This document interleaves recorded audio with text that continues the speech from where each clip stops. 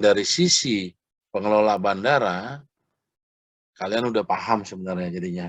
Jadi dari awal kita bicara mengenai airport knowledge-nya secara umum, sampai kita spesifikin lagi nanti menjadi unit airside, landside, aviation security, rescue firefighting, terus ada beberapa unit di dalamnya, ada airport operation control center, ada airport slow time, terus kita bicara juga sesi airport cargo dan logistik, dan terakhir kita bicara mengenai customer service. Jadi kalau misalkan lihat customer service di bandara saat ini ya, dikarenakan kondisi pandemi, seperti yang terlihat di gambar ini kita jarang tatap muka lagi dengan customer service. Karena kondisinya physical distancing, sebisa mungkin memang semua yang bertanya itu nanti akan dijawab oleh teman-teman daripada customer service, tapi dari ruangan yang berbeda. Ya, jadi tidak ketemu langsung, ruangannya beda. Cuma masih ada nanti kalau misalnya kalian ke airport, melihat langsung mereka ada satu, misalkan kayak di kemarin saya ke Jogja, di Yogyakarta International Airport masih ada satu petugas yang memang stay di meja customer service. Oke. Nah, secara garis besar customer service itu adalah bantuan yang diberikan kepada pelanggan untuk produk atau layanan sesuai kebutuhan. Jadi jelas ya, bahwa customer service itu memang untuk bantu pelanggan dah, gampangnya gitu. Karena tercermin itu di dalam tugasnya, yaitu untuk menjaga hubungan baik dengan pelanggan. Ya, jadi seorang customer service itu tugasnya berat. Jangan kalian pikir itu terlalu ringan jadi CS. CS itu berat. Ya, pertama itu dia harus menjaga hubungan baik dengan pelanggan. Kedua, melayani pelanggan dengan maksimal. Ya, kalau cuma setengah hati, pasti nanti akhirnya nggak jadi brand, nggak jadi branding, malah justru jadi timbul keluhan ya atau komplain daripada pelanggan. Yang ketiga adalah bertanggung jawab menyelesaikan pelayanan yang telah diberikan. Jadi ketika dia sudah memang bertugas, maka dia akan memberikan yang terbaik dalam hal pelayanan kepada pengguna bandara. Yang keempat, memberikan dukungan kepada perusahaan dalam memberikan jasa. Nah, fungsi customer service secara garis besar dapat dibagi atas 3 bagian, yaitu sebagai penerima tamu, ya, di mana kalau misalkan kalian ada di posisi itu, seorang customer service harus memberikan informasi yang lengkap, ramah, sopan, menarik, dan menyenangkan. Ya, jadi jangan coba-coba misalkan jadi penerima tamu, nggak melihat orang yang datang pada saat menghampiri ya. Jadi jelas di awal tuh fungsinya gitu. Sebagai penerima tamu udah pasti ada tamu yang mau datang, dia sudah ramah, belum bicara aja dia sudah memakai body language, senyum ya kan. Terus sudah gitu nanti menyapa, greeting dan seterusnya. Yang kedua, dia berfungsi sebagai CSO, Customer Relation Officer. Artinya dapat membina hubungan baik dengan pelanggan sehingga pelanggannya itu jadi puas. Ya kan? Kepuasan pelanggan itu ada di tangan seorang customer service. Karena kenapa ketika dia bertanya, dia minta penjelasan dan seterusnya, kalau semuanya senang dan enak, maka si pelanggan tersebut potensi ke depan akan menjadi seorang loyalty customer. Saya ambil contoh, mungkin kalau misalkan di sini ya, di kelas ini. Kalau bicara soal apa namanya penggunaan kartu telepon di kelas ini, banyakkan yang memakai provider apa?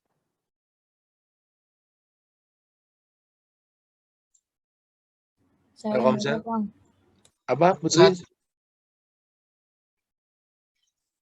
Apa? Banyakkan apa? Indosat, Bang. Indosat, Bang.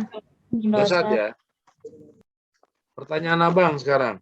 Pada saat kalian memutuskan untuk memakai Indosat, kira-kira apa alasan kalian memakai Indosat? Murah, harga terjangkau. Murah, terjangkau ya. Benar, ada lagi yang lain?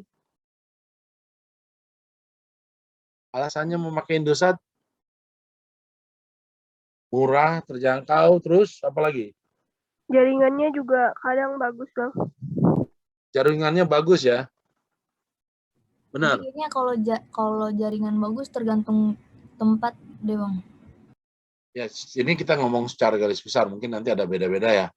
Tapi secara garis besar seperti itu ya. Jadi kalian punya alasan untuk memakai produk daripada Indosat tadi ya, dibanding dengan kompetitor sejenis. Artinya di sini pada saat kalau kalian jadi orang perusahaannya, sebagai CRO, ini ada layanan purnanya. Artinya apa? Ketika kalian dapat gangguan bermasalah segala macam, ini pentingnya Customer Relation Officer.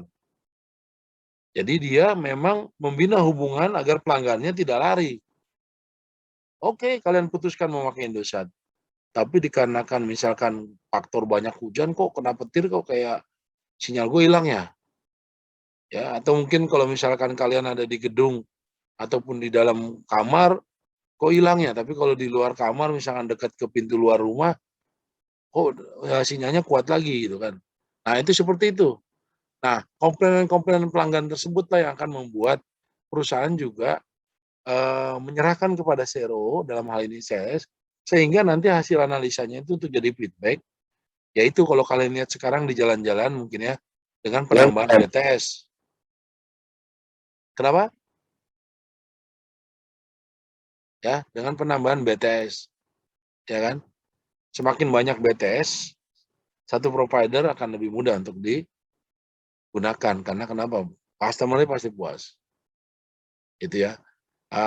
Saya pribadi dulu waktu selama saya ada di Balikpapan, ya benar saya pakai Indosat.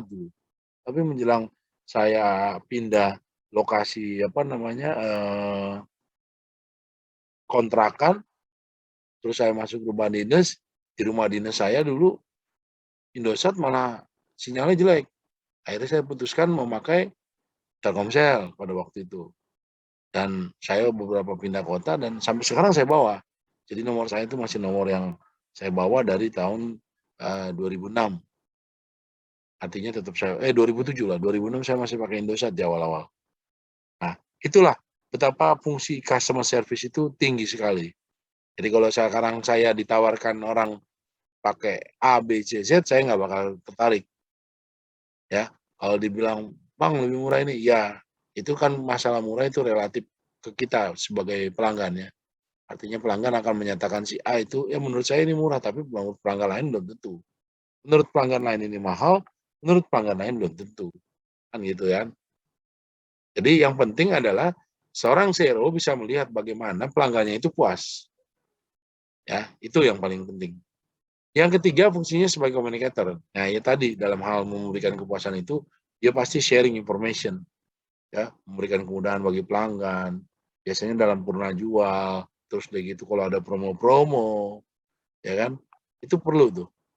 Kalau misalkan misalkan di zaman era sekarang ya, di eranya all shop.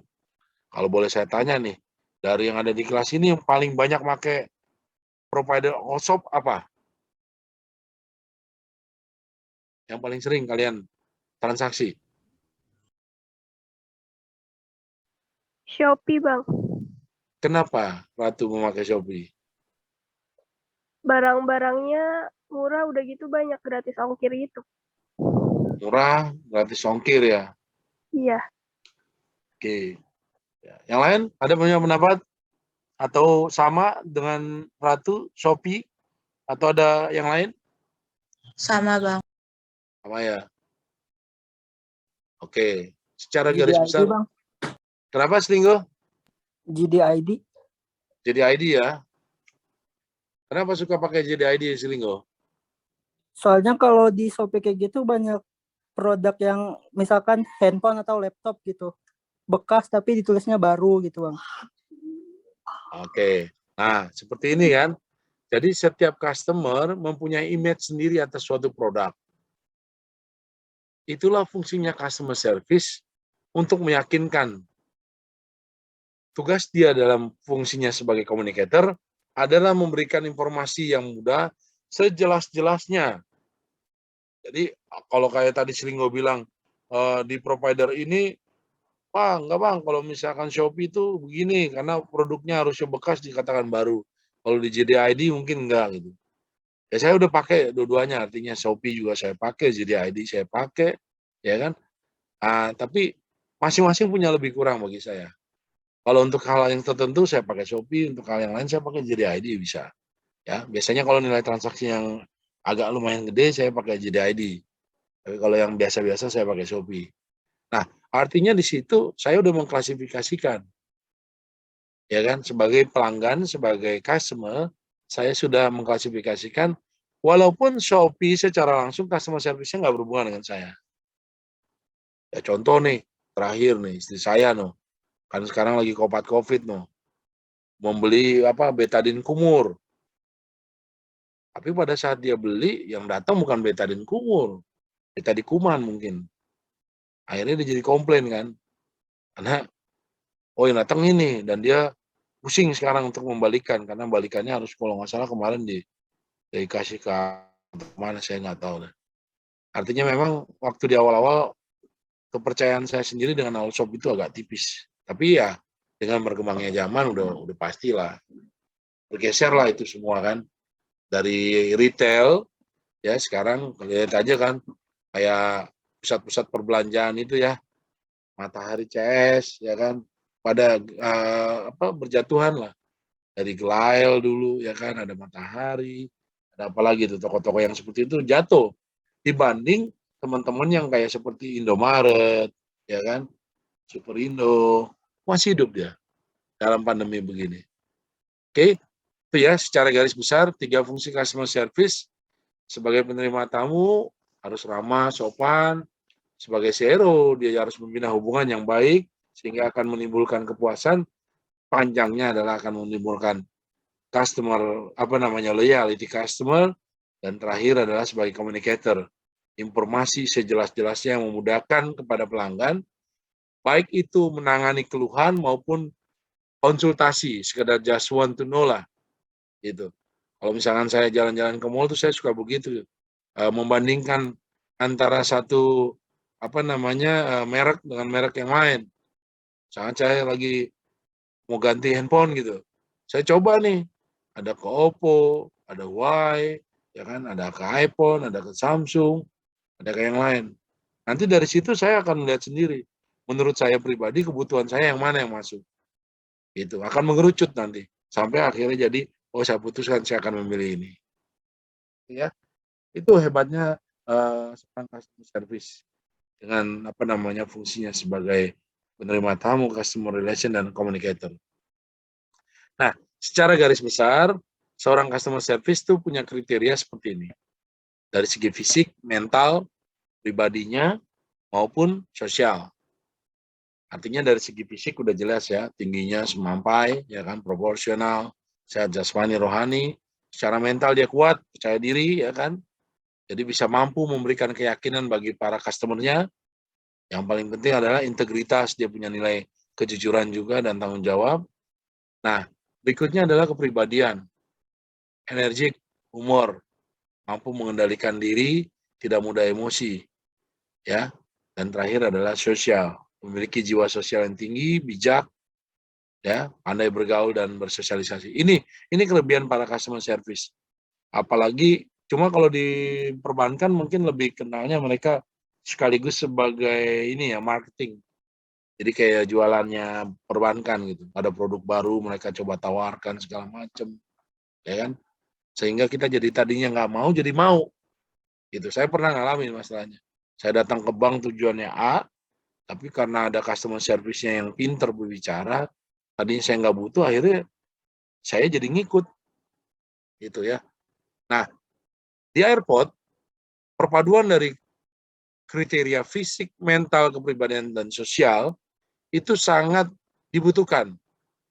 Jika kalian jadi seorang customer service airport, hanya memenuhi 2 kriteria di sini, maka kalian tidak akan sanggup. Semisal, secara fisik gitu, misalkan Ratu sanggup gitu, ya kan? Tapi secara mental gue nggak kuat, Bang. Kalau ngadepin orang, nggak bisa juga memberikan keyakinan bahwa orang itu harus meyakinkan apa yang saya bicarakan. Wah itu susah. Apalagi kalau dia nggak, ya orangnya stuck gitu, artinya nggak suka humor, nggak apa namanya, sulit mengendalikan emosi, susah. Kalau orang udah sulit mengendalikan emosi, mendingan dia ada di belakang layar, jangan di depan layar. Customer service adalah orang-orang yang depan layar, artinya frontliner, berhadapan langsung dengan pengguna jasa, ya. Terlebih jiwa sosial, kalau nggak punya jangan coba-coba deh. Jadi dari sekarang ada udah mikir, kalau memang saya kurang di sini, ya jangan. Kalaupun memang masih mau, Bang, tapi gue mau jadi customer service. Silakan, tapi bina. Dari kriteria ini bangun kalian. Di mana yang kurang, itu yang dibangun. Oh, kepribadiannya, gue kurang energik nih. Ayo bangun jiwa energiknya. Supaya nanti pada saat kalian ada di industri, kalian mampu. Gak mudah emosi. Ini gampangnya ketika kalau di airport itu ya, penumpang itu kan banyak modelnya. Jadi ketika terjadi delay pun, dia itu tidak mau tahu, siapapun dianggap rata. Dan yang paling gak enak apa? Customer service airline dan airport itu udah satu bajunya dianggap. Ini pokoknya semua customer service-nya bandaranya hancur. Dia nggak peduli itu dia. Padahal dia misalnya naik pesawat A gitu, maskapai A. Dia akan tidak mencari si A-nya aja. Ini bandaranya hancur pokoknya. Pernah nggak ngalamin, Bang? Pernah. Saya bukan customer service. Saya orang waktu itu masih staff, saya ada di airport operation landside and terminal. Tapi ketika penumpang delay dan sedang marah-marah dengan maskapai A, yang terjadi ya seperti itu. Siapapun yang ada di situ, walaupun saya mau tahu doang, Bapak siapa? Waduh, bayangkan, kalau mental saya itu pada saat itu jatuh, ya saya langsung bagaimana lah gitu, nemunya. Apalagi sementara teman-teman dari airlines itu butuh dukungan daripada airport. Ya, butuh dukungan daripada airport. Jadi kalau waktu dulu saya di Balikpapan, ketika ada maskapai yang rajanya delay lah bahasanya, sering delay, ya. Tapi saya cukup membina dengan para airlines yang ada di bandara pada waktu itu. Jadi ketika maskapai itu delay dan coba menenangkan para penumpangnya, ternyata ada beberapa yang jadi provokator. Tugas saya sebagai supervisi daripada landside terminal adalah meyakinkan bahwa operasional di bandara, dalam hal ini di terminal, harus berjalan dengan baik. Sehingga ketika ada terjadi potensi kerusuhan ataupun kegaduhan, itu saya harus turun. Nah, disitulah fungsinya saya.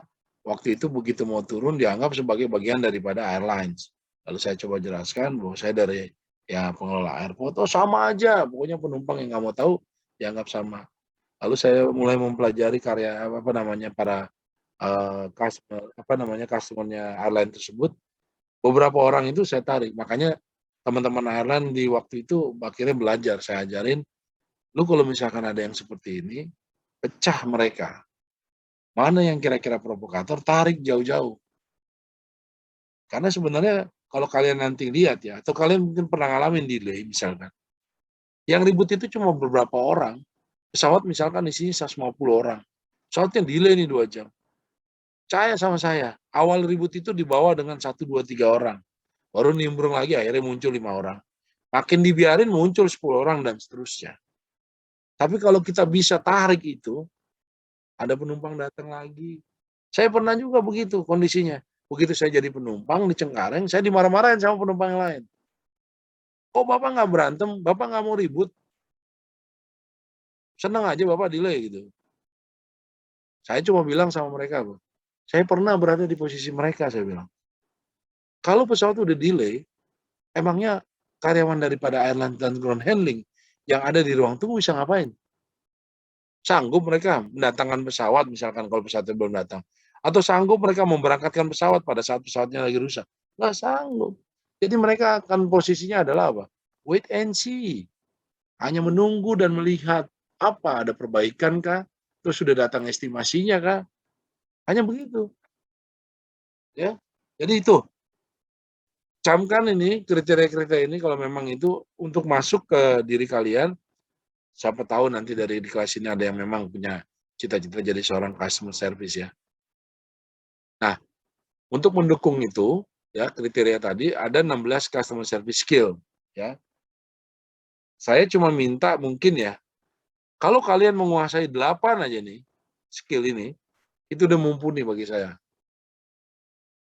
Jadi pada saat adik-adik yang baru-baru mau jadi customer service, biasanya saya akan lihat ini, sampai berapa sih mereka nih, ya, punya kemampuan untuk manage waktu mereka, bisa membaca keinginan customer nih mood-nya lagi jelek apa enggak, terus benar-benar sabar ya kan, ngerti apa yang customer inginkan ataupun yang jadi permasalahan bagi customer, ya. Bisa bicara ataupun mendengarkan customer secara utuh dan memberikan jawaban ataupun tanggapan yang baik. Ini kira-kira semua. Jadi kalian boleh lihat betapa pentingnya customer service sebagai ujung tombak daripada suatu perusahaan. Sampai mereka harus mempunyai skill ini. Tanpa skill ini, waduh, sulit di lapangan deh. Sulit. Apalagi misalkan saya katakan persuasion skills. Ya, bagaimana mereka bisa bernegosiasi ya. Dalam hal misalkan ada delay, ada permasalahan, mereka siap dikomplain, dicaci maki, mereka siap bernegosiasi. Juga ulet, ya kan? Ini yang seperti ini, punya empati. Jadi ingat ya, ini mendukung untuk kalian mempunyai kriteria yang baik tadi. Nah, boleh tolong sebelum saya jelaskan, ini inti saya ini adalah di slide 678 sebenarnya. Mengenai servis ini saya harap kalian benar-benar bisa membawa ini nanti sampai dunia industri. Ya. Ada yang boleh membantu saya untuk membaca ini? Volunteer. Ada Bang. Oke, Siti. What is service? Service is taking action to create someone else. Service culture is to uplifting the service for service excellence. Training, to train someone to do the right things. Education, teaching people how to think so they can figure out what to do. Oke. Ini saya bawakan, nanti kalian bisa searching juga di Google atau di YouTube ya. Ini dari seorang pakar ini namanya Kaufman, ya. Dia menyatakan gitu bahwa service itu adalah mengambil bagian, ya, mengambil bagian untuk menciptakan seseorang yang lain. Bayangin tuh, apa sih Bang maksudnya? Kalau misalkan kalian tidak bicara soal pelayanan, tapi tanpa melakukan apa-apa, itu kalian nggak bakal bisa menghasilkan sesuatu. Ya, tidak ada tuh. Jadi service itu bicaranya adalah lakukan sesuatu. Layanan, something to do. Nah, ketika kita melakukan pelayanan, kita harus mempunyai bagaimana budaya untuk melayani itu dinaikkan dari yang biasa-biasa aja menjadi yang pelayanan prima. Kalau di sini Ron Kaufman mengatakan service culture is to uplifting the service for the service excellence. Pelayanan yang kita berikan tadi, ya, dengan melakukan sesuatu itu harus didukung dengan namanya budaya layanan, budaya pelayanan yang akan mengangkat ya pelayanan kita itu menjadi pelayanan prima. Caranya ya ada dua sebenarnya, baik melalui training maupun edukasi. Yang paling penting adalah edukasi. Mentraining orang untuk melayani itu hanya mengajarkan orang untuk melakukan hal yang benar. Misalkan kalian lihat kalau di Grapari, ketika dia ada masalah, teman-teman dari customer service yang ada di Grapari itu mungkin ya, dia hanya mencoba melakukan hal yang benar. Jadi dia dilatih untuk melakukan yang benar. Nih loh, kalau misalkan keypadnya rusak, ini begini. Ini nanti kalau apa namanya LCD-nya mati, ini begini. Jadi udah ada. Itu cuma melakukan hal yang tadinya sesuatu yang dari salah menjadi benar. Bahasa gampangnya gitu. That's called training. Tapi yang paling penting adalah bicara soal educate. Ya, ini yang paling penting. Dalam pelayanan, kita harus bisa bagaimana nih, seperti saya mengajarkan ke kalian sebenarnya bukan train. Ya, yang saya bawakan ini adalah educate. Bagaimana mengajarkan kalian, mengajarkan orang untuk berpikir bagaimana ya membuat jalan keluar untuk melakukan suatu hal. Ya, bahasanya teaching people how to think so they can figure out what to do.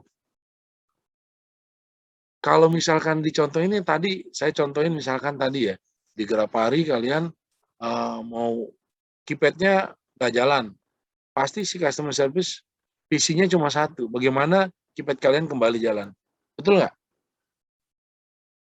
Betul apa nggak? Betul, Bang. Nah, sekarang bagaimana kondisinya? Kalau seandainya handphonenya, ini kasusnya handphone dulu ya, itu kita balikan dalam posisi di bandara. Kalau kalian yang cuma di training, coba jawab pertanyaan saya. Ketika kalian jadi petugas customer service lah, ada seorang calon penumpang datang nangis-nangis gitu ya, waduh, baru kehilangan mungkin family, kehilangan pesawat, terus dia bilang saya nggak punya uang lagi. Menurut kalian, kalau seorang customer service berdasarkan training ya yang diajarkan dia selama pelatihan, apa yang dia lakukan?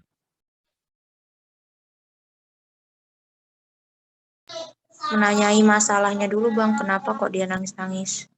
Ya, tadi mungkin masalahnya oke, Puja misalkan jadi customer service, saya yang jadi calon penumpangnya, ya saya sampaikan bahwa ya saya udah nggak ada uang lagi nih, tadi pesawatnya ketinggalan, gimana ya Mbak?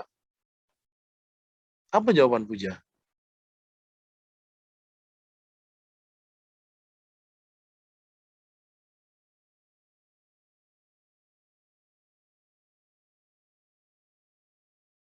Ada yang bisa bantu?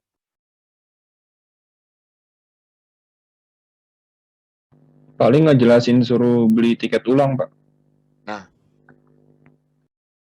Anugrah bilang ngejelasin membeli tiket ulang. Kira-kira jawaban tadi itu salah apa benar? Ketika ada calon penumpang yang udah nggak punya tiket, terus dia ketinggalan karena pesawatnya udah berangkat, terus dia nangis-nangis misalkan. Anugrah bilang mengajarkan dia untuk membuking tiket lagi, padahal dia udah nggak punya duit. Kira-kira respon kita, feedback kita atas komplainan ataupun keluhan pelanggan tersebut, benar apa enggak?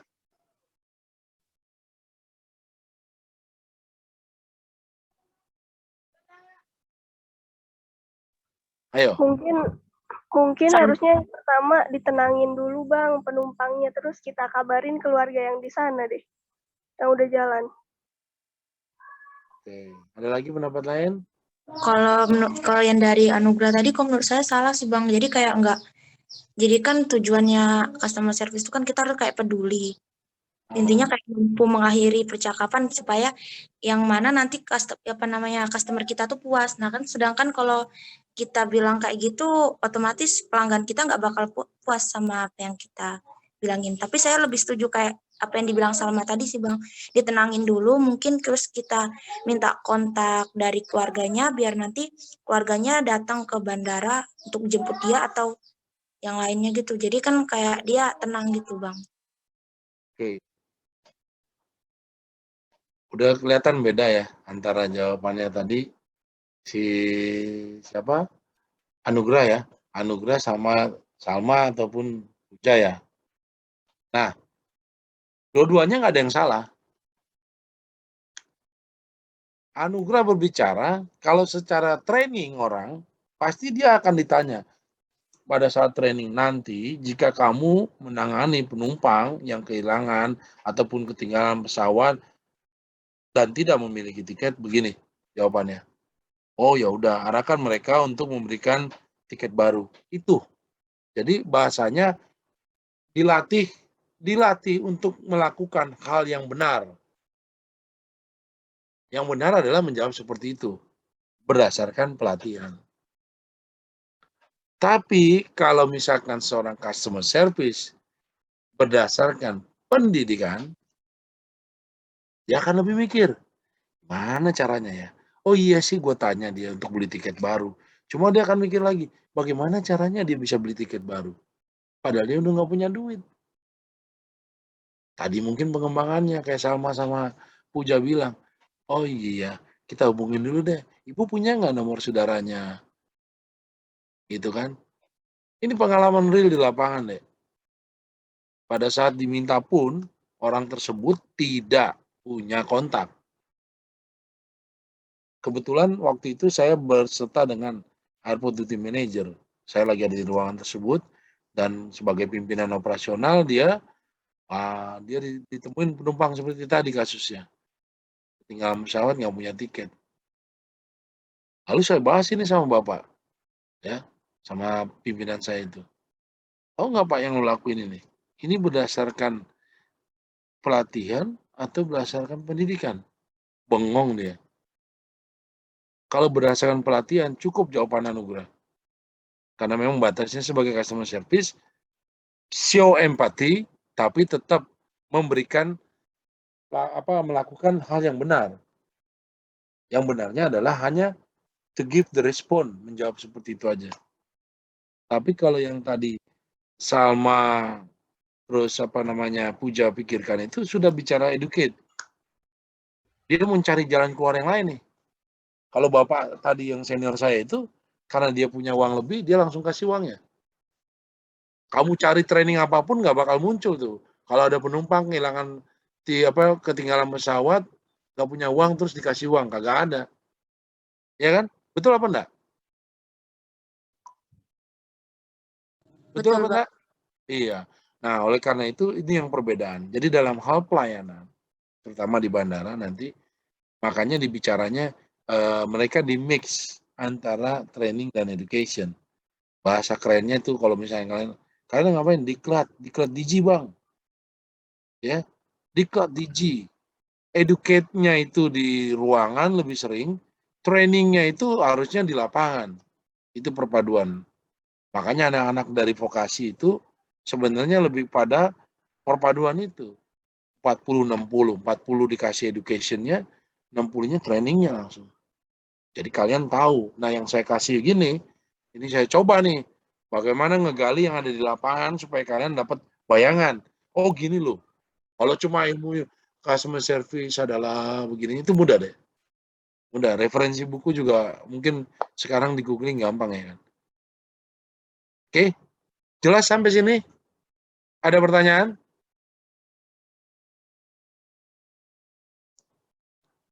Cukup jelas? Jelas, Bang. Jelas, Iya. Bang. Oke. Nah, ini dua tingkatan. Ini yang paling penting bagi saya di slide saya di pelajaran hari ini yang perlu kalian ingat. Up your service. Jadi tadi kan udah kita bahas ya, bahwa service culture is to uplifting the service for the service excellence. Jadi budaya layanan inilah yang mampu untuk membuat kita menaikkan tingkatan daripada pelayanan kita untuk memberikan pelayanan prima. Di sini ada beberapa jenis layanan. Oke, ada yang boleh bantu saya untuk membaca aja. Nggak usah mengartikan, membaca aja. Up your service menurut Ron Kaufman. Saya, Bang. Oke, Febri. Up your service. Exceed all customer expectation. Constantly seek ways to surprise and delight you. Unbelievable. Know well and understand your business. Enthusiasm and delighted to answer your question, surprising, show genuine appreciation, remember your name, and welcome you personally when visit. They are happy to assist you. Desired, don't care about you, don't care about anything, untrained and immature. Basic.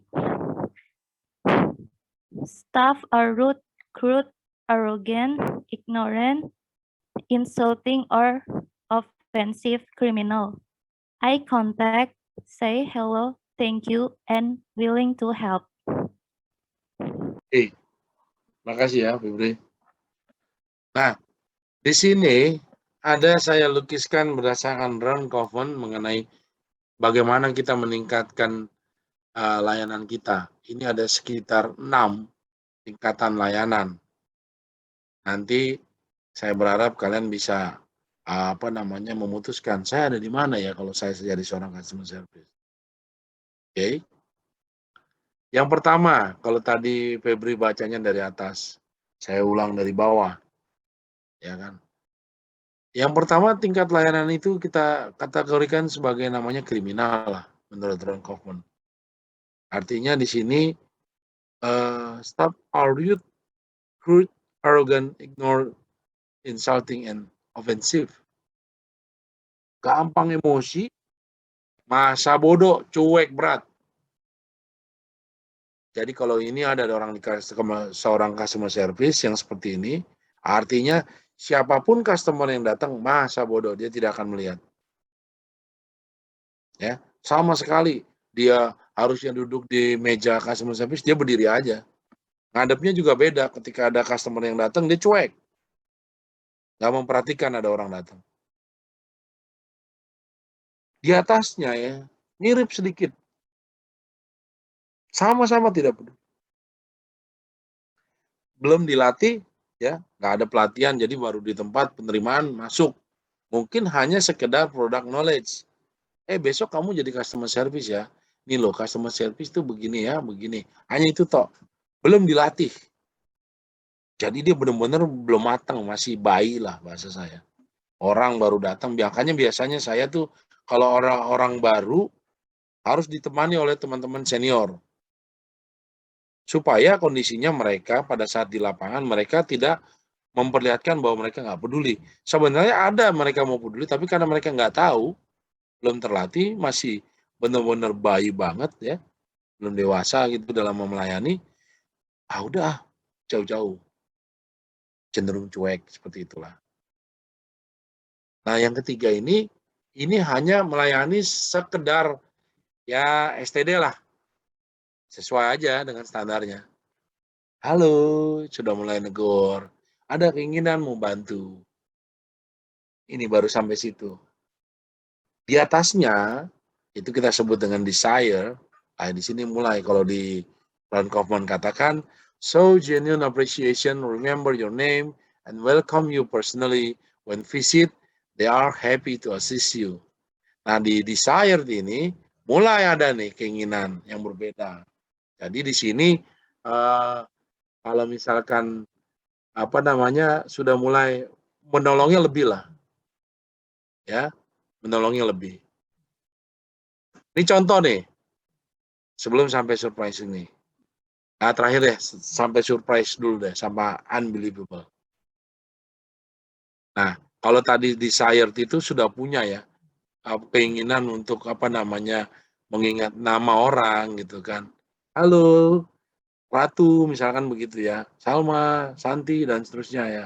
Artinya dia mulai paham ini customer dia gitu. Ya. Dia mulai nyebut nama. Kalau kita sebagai customer, kita akan bangga kalau nama kita disebut biasanya. Gitu ya. Nah, kalau levelnya baru sampai situ, ada level yang lebih tinggi lagi, surprisingly. Jadi di sini Ron Coven katakan, know well and understand your business, enthusiasm and delighted to answer your question. Jadi artinya dia paham benar. Dia tahu tuh konturnya bandara di mana aja. Dia tahu mengarahkan orang kalau misalkan mau ke bank nyari ATM dan seterusnya. Dia paham. Dan bukan cuma paham, dia benar-benar bisa ngerti ya dan mau banget gitu membantu orang, bukan sekedar punya ngesis, tapi benar-benar dia akan membawakan itu. Nah, yang terakhir itu exceeded all customer expectation, constantly seek ways to surprise and delighted you. Ini yang paling gila. Artinya seorang customer tidak berharap dia melakukan itu, tapi dia melakukan. Sampai sini jelas? Masih bingung ya? Kita kasih contoh ya. Oke. Contohnya gini. Ini udah saya jelasin ya, criminal, basic, expected, desire, surprisingly, unbelievable. Kira-kira kalau untuk contoh, misalkan kalian ada di meja customer service. Ya, saya ambil dulu nih. Ada siapa? Santi ada? Santi ada nggak? Ada. Ada. Santi. Santi tadi udah dengar ya, abang bilang criminal. Jadi dia nggak peduli. Saya jadi customer nih. Selamat pagi Bu, mau tanya nih, ATM di mana ya? Kalau kamu jadi orang yang pelayan yang kriminal, pelayanannya, tingkatannya, kamu gimana? Mungkin akan membalasnya dengan ada yang tinggi gitu Bang, masih taunya. Wah, tinggi ya. Padahal kalau di sini, staff are rude, crude, arrogant, ignorant, insulting, or offensive. Saya nanya nih Santi tuh cuek kalau Santi ada di kriminal. Gak peduli sama sekali deh. Balik badan juga masa bodoh deh. Jadi ya benar-benar ngasih lihat kesombongan. I don't care gitulah. Ya. Dapat ya? Santi? Iya. Nah, jadi cuek berat nih. Yang kriminal ini cuek berat. Nah, sekarang misalkan terus ada si siapa? Ratri ada Ratri. Ada Ratri? Masuk. Ratri ya. Benar Ratri ya? Ada Ratri ya? Gak ada yang namanya Ratri deh Bang. Enggak ada yang namanya Ratri, Pak. Rastri, ada Rastri. Gak ada. Nggak ada, Pak. Bang. Berarti saya larikan ke ini aja dah. Ratu. Rati nggak ada, adanya Ratu. Betul kan? Kalau Ratu ada dong, jangan bilang nggak ada lagi. Ada, Bang. Ada. Sekarang Ratu sebagai pelayan yang ada di level basic. Pertanyaannya sama deh. Saya sebagai customer akan menanyakan, Mbak, ATM di mana ya?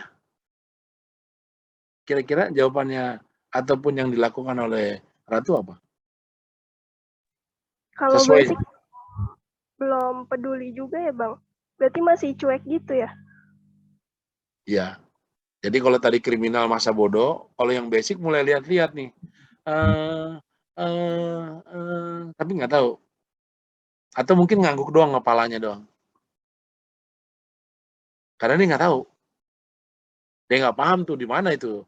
Ada namanya semua tata letak tenan ataupun ATM di terminal dan seterusnya. Dapat ya, Ratu? Oh, jadi kalau basic cueknya karena ketidaktahuannya itu, Bang? Ya, kan di sini ada tulisan untrained and immature. Ya, hatinya mungkin tidak peduli, ya, nggak benar-benar nggak peduli dengan nilai, tapi sebenarnya karena dia tidak tahu, dia baru, bahasa saya tuh newcomer lah, bukan secuek yang kriminal.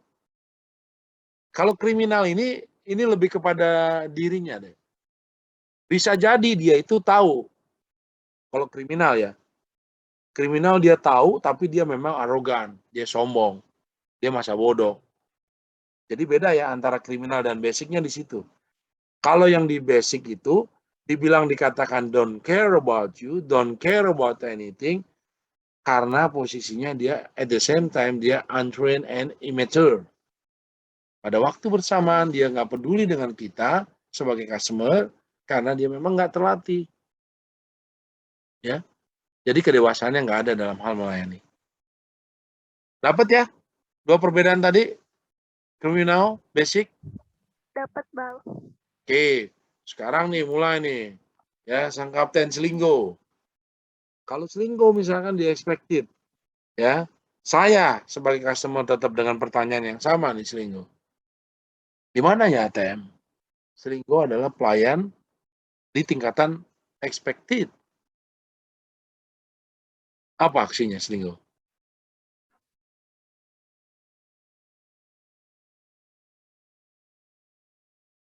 Ya, ada selingkuhnya nggak nih?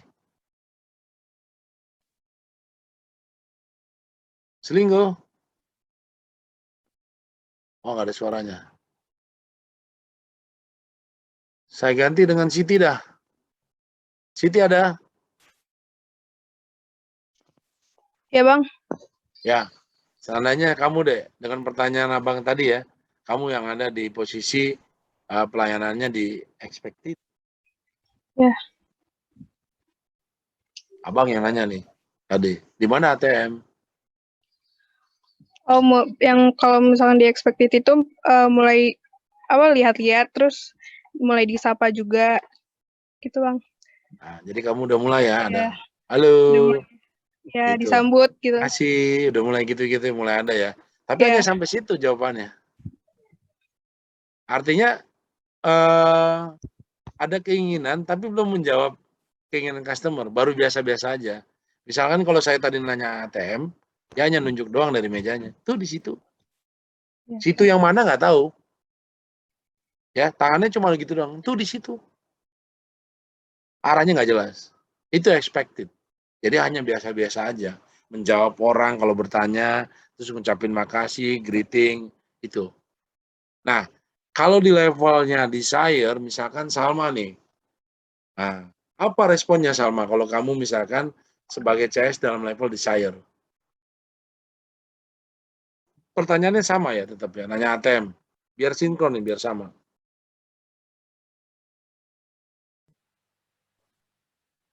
Yang desire ya, Bang. Ya.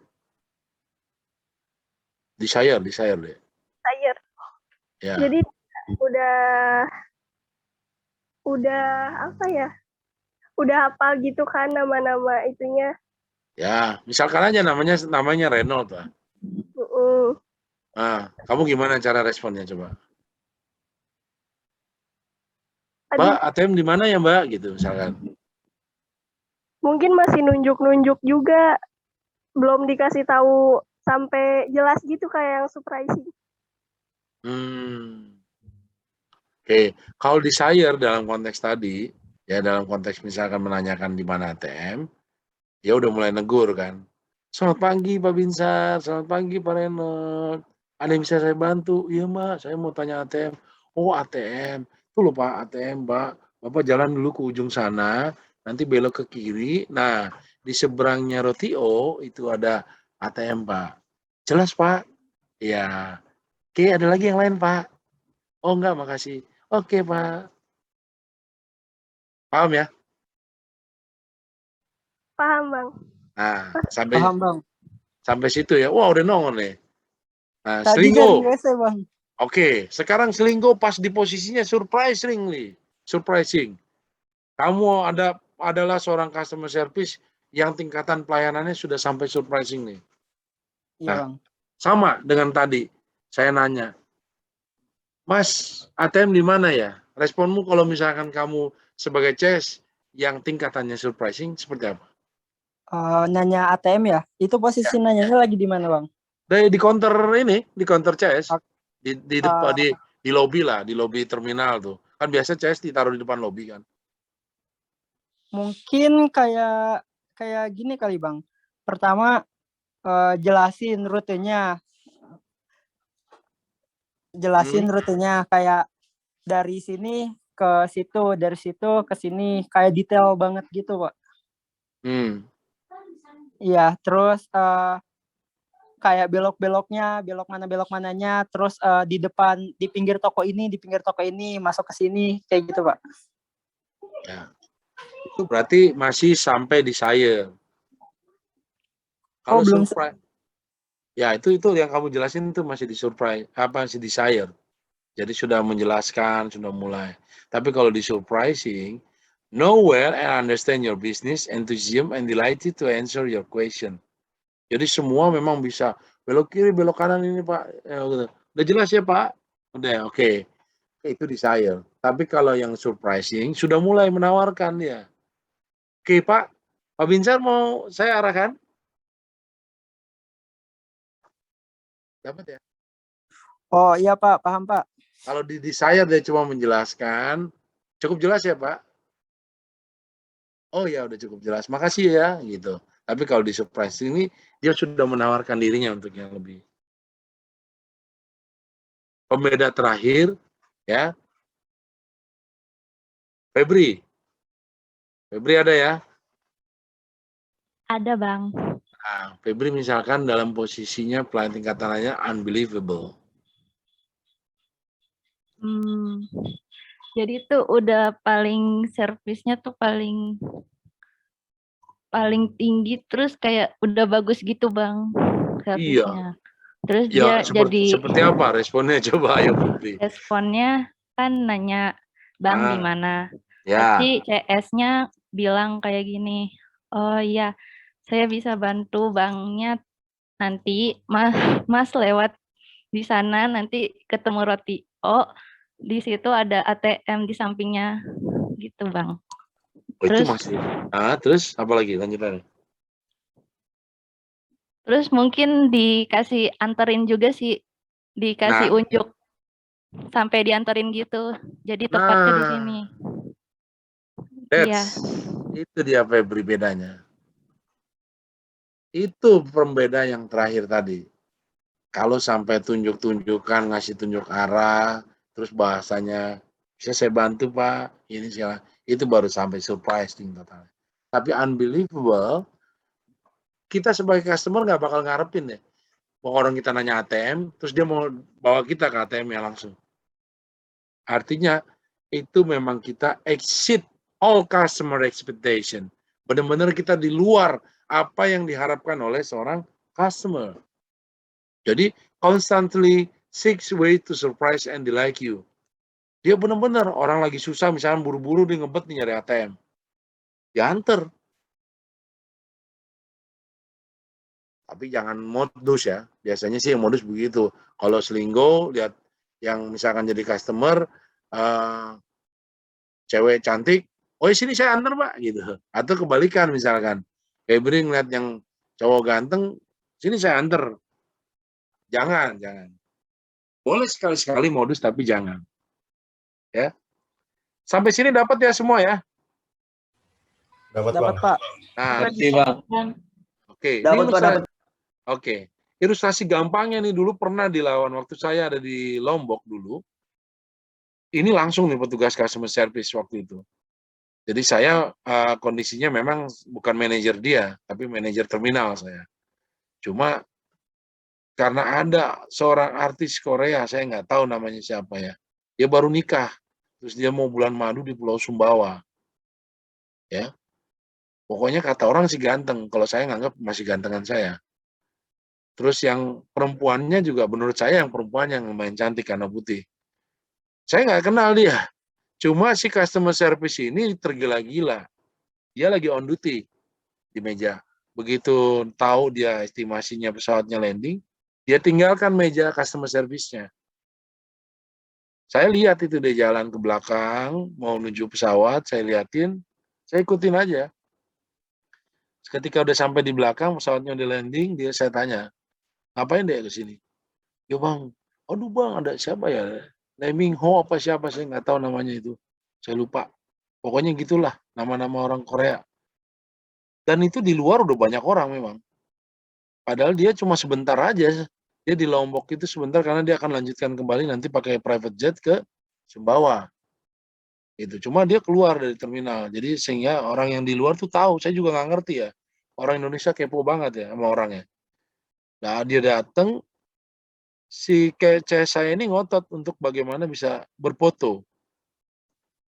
Terus saya bilang, kamu nggak bisa foto deh. Ya Bang, kok nggak bisa? Iya, kamu on duty. Kalau kamu nggak on duty, saya nggak ada masalah. Dan kamu perhatikan orang lain semua, ada kamera di mana-mana, melihat seorang customer service-nya orang lain, apa bahasanya kalian apa itu ya? Pecicilan apa sih? Pecicilan apa petakilan ya? Apa sih namanya? Siapa yang bisa Petakilan jelasin? sama pecicilan sama aja Pak kayaknya. Apa tuh contohnya? Ya, Indonesianya apa sih? Pokoknya kayak gitulah dia. Nggak bisa diem Pak, nggak bisa diem. Ya, kayak gitulah Dam. Pokoknya udah begitu ngeliat mukanya aja padahal masih 30 meter dia di depan. Udah geleng-geleng kayak orang mabok lah bagi saya. Lu kenapa sih? Biasa aja. Lu ngeliat begitu tiap hari lu ngeliat gue nggak ada masalah deh. Lalu sih nggak ada apa-apanya bang ngomong itu. Ya, sama-sama laki-laki lah biasa aja. Lagi juga udah ada itu orang di sebelahnya udah ada lu tuh kagak bakal dilirik. Bener-bener akhirnya lewat nih si orang Korea ini, artis ini, dia maksa foto, terus saya nggak kasih. Saya bilang, saya nggak kasih. Kalau lo selfie, gue kasih. Karena lo akan mengganggu dengan kostum lo. Tadi ingat ya, apa namanya fungsinya sebagai penerima tamu, ada 3 tadi ya. Sebagai communicator dan customer relation officer. Nggak masuk dia. Di mana dia fungsinya di situ? Kalau dia ngedampingin dari kiri aja jalan, nggak apa-apa. Itu contoh. Itu nggak ada yang minta. Bagi saya, dia pada saat itu, dia itu bukannya expected. Dia basic aja, dia nggak peduli dengan tugasnya. Padahal dia udah di-train sebenarnya. Ya, itu contoh. Kalau lebih contoh lagi, lebih dahsyat lagi, ada kasusnya, suatu penerbangan dari Singapore Airlines dari Jakarta ke Paris, si penumpangnya itu ketinggalan bagasinya di Singapura, tapi dia udah sampai Paris. Ketika di Paris ketinggalan, nggak bisa diapa-apain kan bagasinya. Akhirnya pihak Singapore Airlines yang ada di Paris mencoba mentrain bagaimana mereka mengolah komplainan tadi menjadi hal yang positif. Caranya bagaimana? Ketika dia komplain karena di bagasi tersebut ada jasnya dan juga ada tiket hotelnya yang nggak bisa bikin dia masuk ke hotel, tanpa sepengetahuan si penumpang tersebut, mereka jalan, dia udah diukur nih jasnya sama teman-teman dari Singapore Airlines yang ada di sana. Sehingga dibawa makan dulu, bisa lah pokoknya mereka ukuran sepatunya semua. Alhasil singkatnya, di dalam kamarnya sudah dipersiapkan itu jas pengganti dan bajunya seperangkat lah.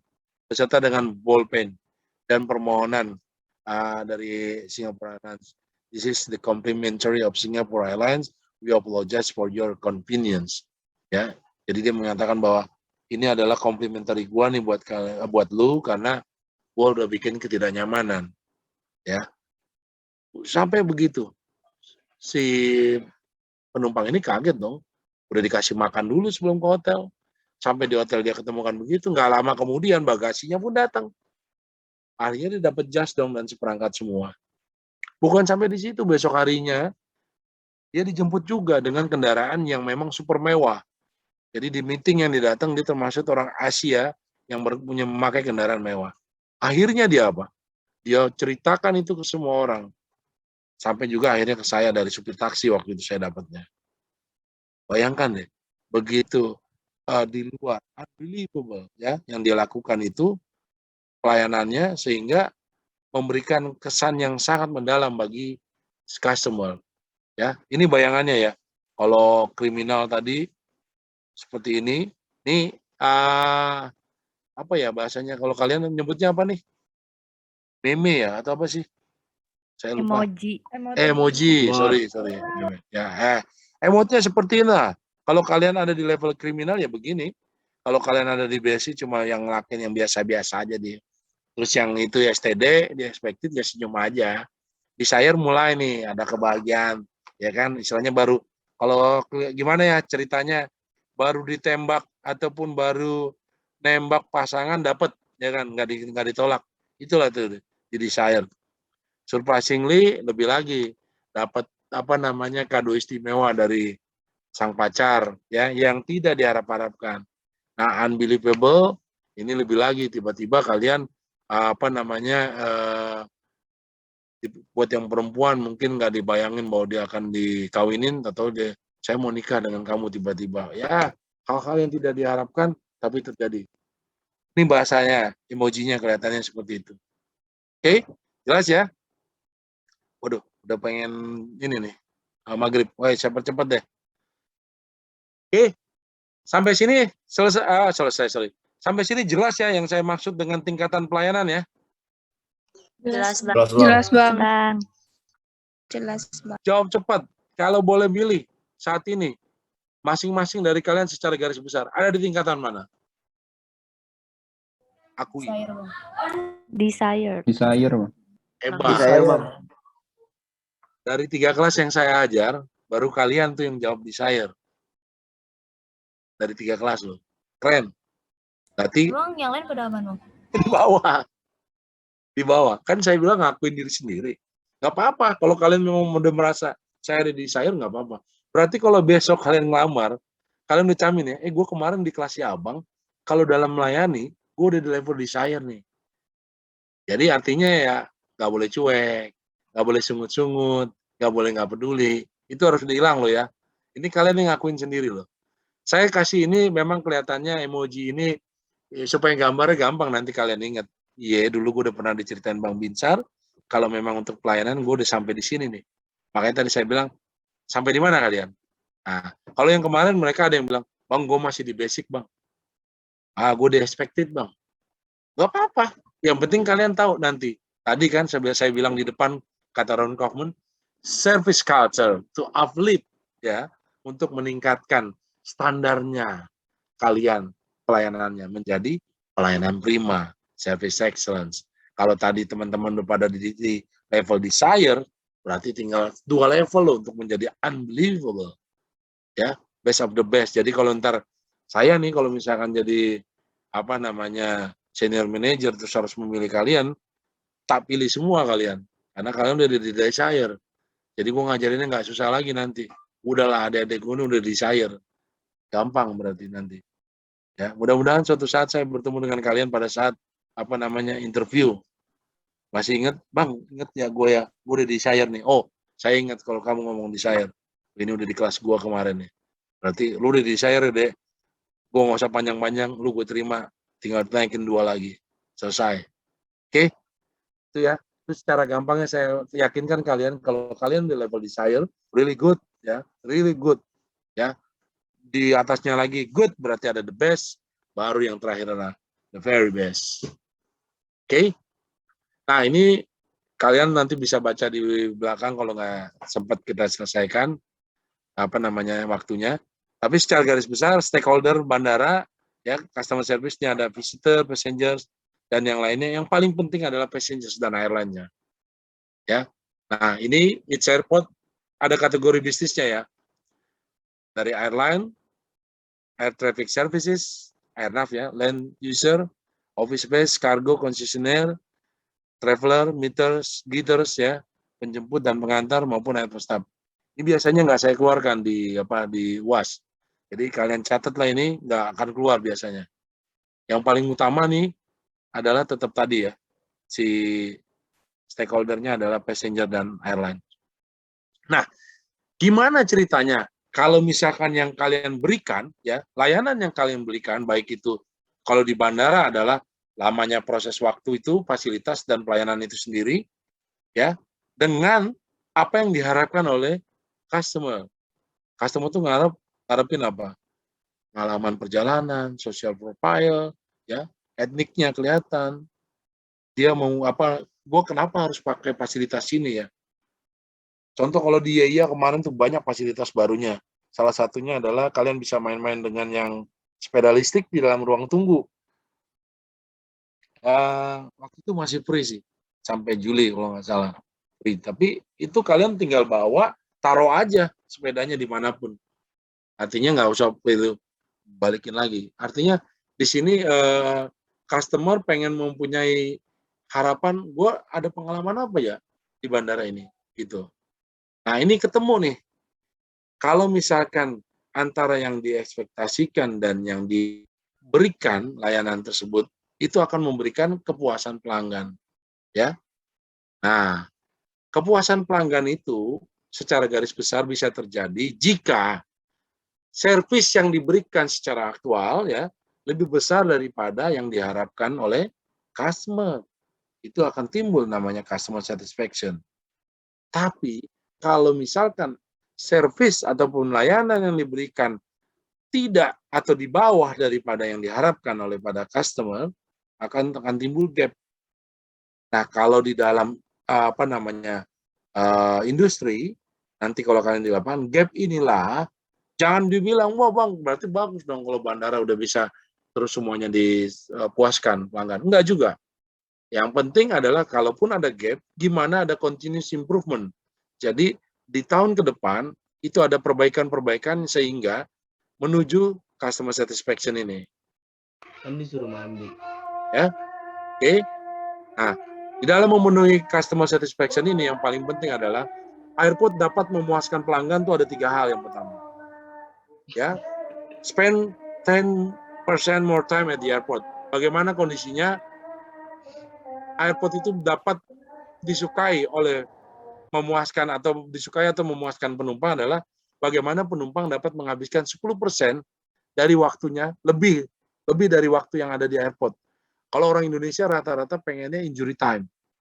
Jarang orang Indonesia. Kalaupun dia datang ke airport itu biasanya dia udah bawa makanan dari luar. Jadi dia nggak ada tuh keinginan untuk window shopping, lihat tenan itu jarang. Hanya sebagian. Kalau orang bule itu memang datang ke airport lebih cepat, dia pengen tahu ini di airport ini ada apa ya. Jadi dia memang spend 10% more time at the airport.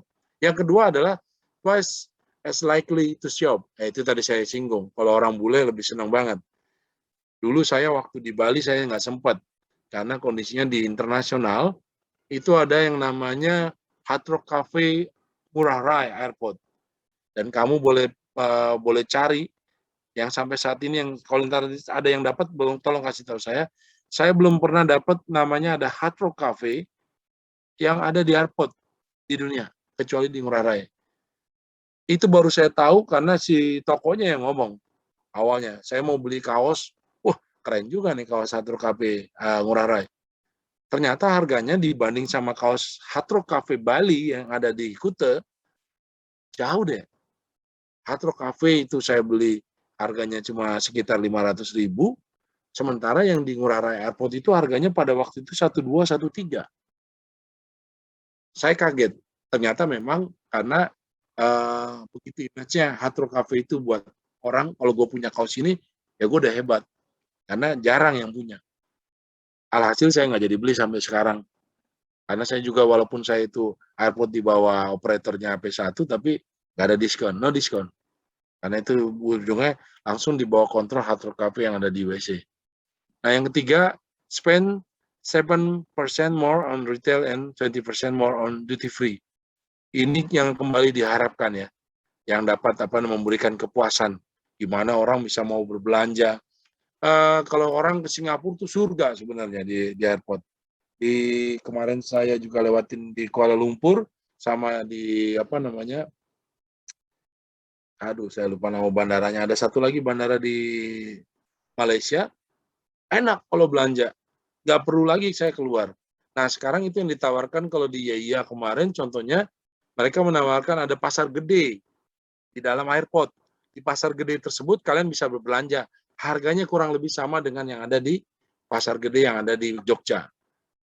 Karena UMKM-nya dipindah dari luar dibawa ke dalam. Itu ya. Jadi itu yang membuat 3 hal yang membuat yang paling disukai oleh passenger di airport selama di bandara. Nah, kita mencoba sebagai orang airport untuk meng-create inovasi agar dapat meningkatkan customer service ya. Dalam hal ini adalah customer experience melalui survei, membuat event-event ataupun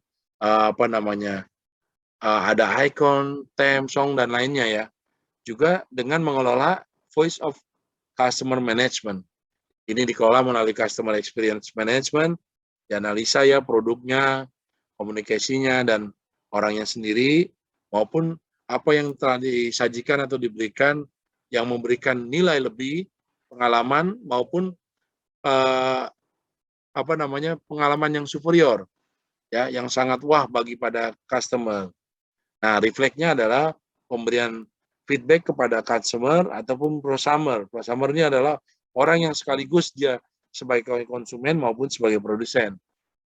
Dengan akhirnya akan dibuat desain pelayanan sesuai standar dan mempunyai klasifikasi pelayanan tersendiri. Ya, itu bagaimana bandara akan membuat customer experience management di airport. Nah, ini contoh bagaimana mengelola voice of management. Ya, kalau di AP1 itu ada, misalkan saya ilustrasikan di sini, complaint handling sistemnya dengan sisi customer call center 172, diawali dengan collection of VOC, ya, voice of customer, komplain di sinilah di collection, baru kalau komplain yang udah di collect, ya, yang udah diambil itu dianalisa, analysis of the customer need. Dia pengen tahu nih apa sih yang dibutuhkan oleh customer. Setelah dianalisa maka ada executive decision making. Maka akan dibuatlah pembuatan keputusan oleh para petinggi, ya, untuk dapat menindaklanjuti dan memberikan tanggapan secara langsung yang diperlukan apa aja.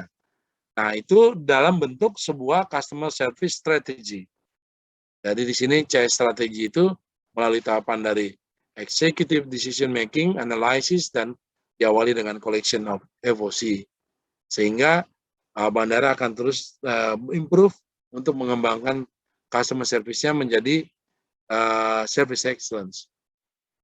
Nah, ini touch point daripada airport service standar, dimulai dengan check-in counter, elemen yang membuat kepuasannya dari location, waiting time, accuracy, speed, dan seterusnya, sampai dengan airport service standar, ya. Nah, ini customer experience, kenali pelanggannya, siapa pelanggan kita, feedback-nya apa, dan targetnya apa. Ya. Semua itu harus diukur deh. Ada dua hal penting kenapa kepuasan pelanggan diukur. Yang pertama, untuk memberikan, ya, menyatakan kepada stakeholder apa yang menjadi keinginan mereka. Jadi yang paling penting tadi udah dikatakan bahwa ada penumpang adalah the most important thing is customer. Yang kedua adalah membantu manajer airport untuk memberikan pelayanan yang lebih. Pengukurannya dilakukan dengan cara ini, survei interaktif dan seterusnya, dan jenisnya ada beberapa dari ISQ, ya, Customer Satisfaction Index, Quality, dan penilaian pelayanan publik. Nah, ini summary-nya ya, Ade, ya. Jadi dari semua itu kita lihat nanti bahwa kepuasan pelanggan hanya bisa dibentuk oleh jika lebih daripada apa yang diharapkan dari pada customer. Kalau kurang itu akan jadi gap, dan pengukuran itu dibutuhkan, ya, oleh manajemen untuk bagaimana pembuatan keputusan. Dan pengukuran daripada customer satisfaction itu, kepuasan pelanggan, menggunakan metode yang berbeda-beda yang dianalisa sehingga dapat menghasilkan pelayanan prima. Contohnya pengukuran tersebut adalah CSI, ISQ, dan juga Airport Quality Audit. Itu aja buat hari ini. Berhenti sebentar ya, Dek, ada ajan ya.